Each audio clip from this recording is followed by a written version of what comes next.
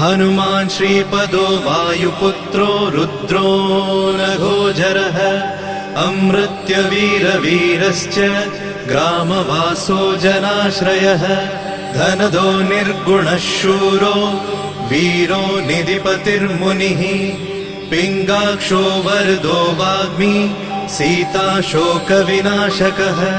शिवः शर्वत्परो व्यक्तो